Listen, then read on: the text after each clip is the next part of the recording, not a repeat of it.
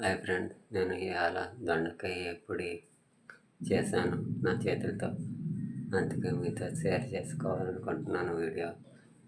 ఎప్పుడు మనం తినేదైనా, ఎప్పుడు మనం వండుకునేదైనా నా చేతులతో నేను వండాను కాబట్టి మీ అందరికీ వీడియో చూపించాలని వీడియో తీశాను.